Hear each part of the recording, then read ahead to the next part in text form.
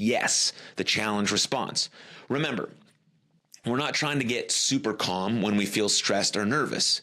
It's all about embracing the energy we feel when we are stressed and using it as fuel for our performance, whatever domain we might be in.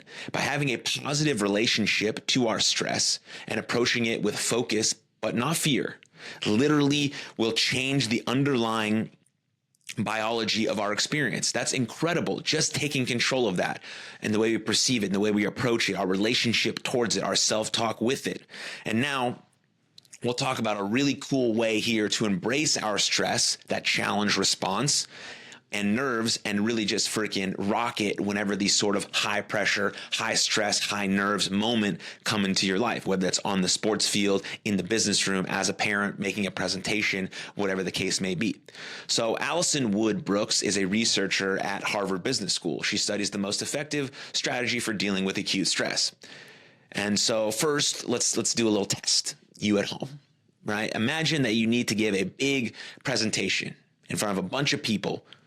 Your heart immediately starts to pound for the days and the mere thought of this talk, right? Palms are sweaty, all that stuff that comes up. What should you tell yourself? What self-talk would you have? Should you try and calm down, or should you try and feel excited? What is your self-talk like in that moment when, again, your palms are sweaty, your knees weak, your arms are heavy? When Alison asked this question to hundreds of people, the responses were basically unanimous. 91% said that that the best advice was to try and calm down. So that's what they thought, calm down. Well, that's absolutely not what the research shows.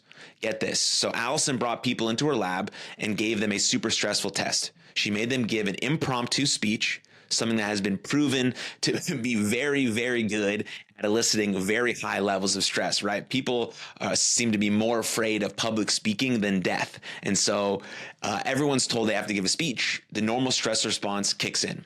She instructs half of them to say to themselves, I am calm. The other half were instructed to say, I am excited. Guess what? The I am excited group way outperformed the group that tried to calm themselves down. Why is that? Because anxiety and stress and nerves are what scientists call a high arousal state, while being calm is a low arousal state. It's almost impossible to shift from high arousal state of fear, anxiety, whatever it is, immediately, boom, into a calm state. It's like cruising 80 miles an hour and slamming onto the brakes. Just not a good idea. Much wiser approach, as we've learned from the research, is to take all that fear energy and simply reframe it as excitement, channeling it into a positive, constructive direction, and effectively pressing go on the accelerator rather than stop. And I'm excited is a shockingly simple way to make that happen. So, back to self-talk. What do you say to yourself when you're feeling your heart race before a big event? Time to get excited. Try it. When you feel your nerves kicking into high gear, think of this episode and smile, channeling that inner energy, that inner rock star into going out and freaking crushing it by saying, I'm excited, I'm excited, I'm excited.